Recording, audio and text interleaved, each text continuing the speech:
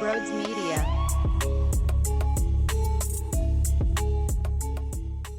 John Tortorella is a joke. They made it seem like they knew what they were going to do to handle the Russian when he got here. 19 years old, superstar talent. We know how special he is. We're going to give him this window here to go out there and go through the ups and downs and learn on the fly and make mistakes, and it's okay because he really is that sensational. And then here we are 14 games into the season.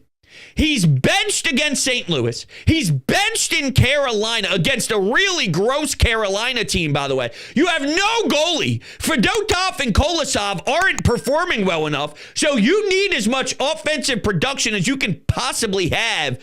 And John Tortorella sits his ass upstairs against Tampa Bay later on tonight and watching as a healthy scratch. And he thinks that this is going to benefit him. He thinks it's a good idea to watch with a different perspective. And look, I don't think it is stupid to watch a hockey game that you're not playing in. That's not dumb in totality, but don't tell me that watching a game is better than playing in the game for experience. If watching a game gives you 4 out of 10 knowledge, in-game experience gives you 10 out of 10 knowledge. Give me the 10 out of 10 every day of the week. Is he a little disappointing 5-on-5 at times? Sure. Is he making a little hiccup here and there in the defensive zone? Sure. Go through that. Go through that. That's the purpose. You guys suck. You're 4-8-1. You blow. Your power play stinks without him. Listen, it's not that hard. You let him go through the ups and downs. This is what John Tortorella does, and this is why John Tortorella gets a lot of hate. He scratches the captain. He makes him a fourth-line wing. It's stupid. This is stupid. This is all supposed to be about the growth of Matvei Michkov. And now he's playing his stupid little games. And by the way, you know, a big angle of this too is it's not like they can communicate like you and I, right? Where you sit down in the office and they go like, hey, man, I love you. Don't worry about it. This isn't anything super serious. We just want to give you a day off, blah, blah, blah, blah, blah. And not that I would agree with that anyway.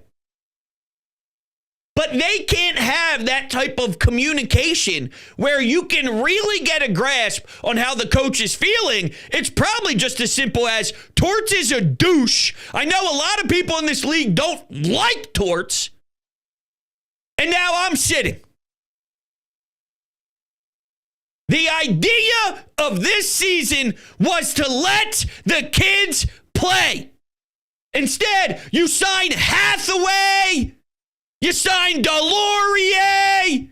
I know this regime wasn't a part of all this, but I'm just saying, who else was the other one? Paling, overvaluing those two. Hathaway, Paling. Yeah, good job, Flyers. Great job with that. I mean, what a joke. You let the Michkovs of the world play. Instead, you sign these scrubs for more time. That's embarrassing. It was never going to be a perfect product. You're going to get beat 5-on-5. You're going to make mistakes. Good. That's how you learn. You learn on the ice. Battling against Tampa, playing a lot of games, learning the grind of an 82-game schedule, which isn't easy, even if you do play pros in Russia in the KHL, going up against grown men. This is a different world.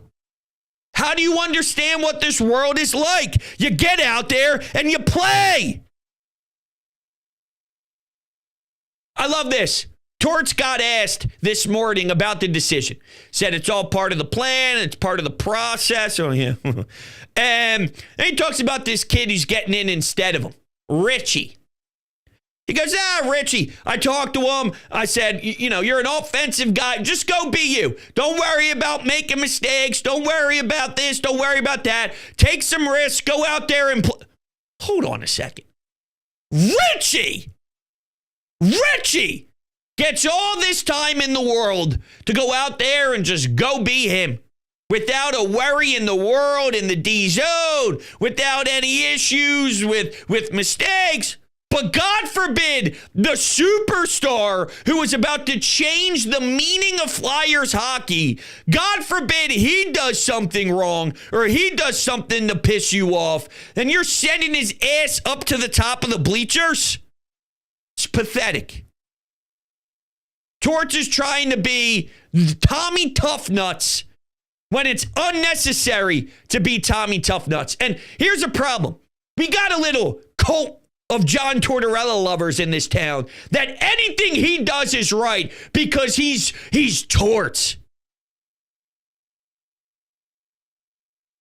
Torts is not always right. Okay? Just because he's old school and you don't like new school doesn't mean he's right. Is Connor Bedard getting scratched because he did something a coach didn't like? Is Celebrini or any of these young kids that start playing early in their careers, or do they go out every day, probably make 3, 4, 5 mistakes, and then they just keep growing? That's what you do. That's what you do. Every shift matters.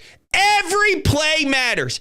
Every single detail matters. So if I get 2 opportunities to be on the power play in this game against Tampa, and you rob Matvei Michkov of being able to operate where he likes to and where he cooks, he's missing valuable time.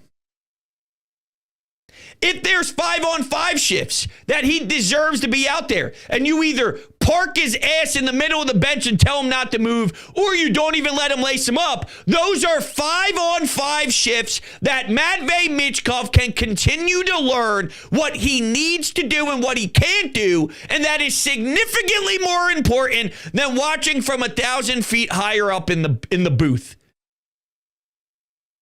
This is Torts trying to, I guess to some level, make a stand. I don't know if he's feeling the heat.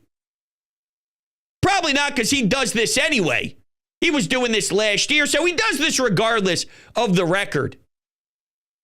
But they're 4-8-1. Is the record involved at all in this decision? I can't make you better. You can't score, and you're taking off one of your best scorers, right? We see this with Forster. He takes Forster off, and it's like, well, you can't even score with Forster. And in theory, Forster's a guy to help you light the lamp. Now you're taking him off. And watch, they're going to go out and win against Tampa, and he's going to try and shove it up our ass. But it's about the philosophy. Anybody could beat anybody in the NHL on a random Thursday night, okay? So that could happen. But that doesn't mean this concept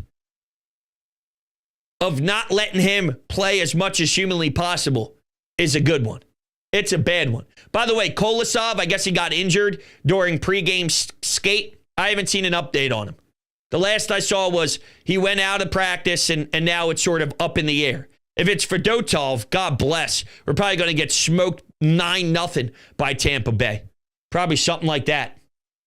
It's just so irritating. There's not much to care for with this team, right? Morgan Frost stinks. I had a lot of hope for Joel Farabee. Looks like he stinks. Cam York is injured. There's not a lot there. Michkov's one of them. Michkov is what's important. That's the only reason why it's worth my time.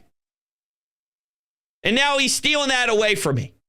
Now, what's after this game Thursday? They play at home Saturday against the Buffalo Sabres. No, wrong week. Sorry. They play the Panthers. We'll see if he's in the lineup Saturday night against the Panthers. What a joke.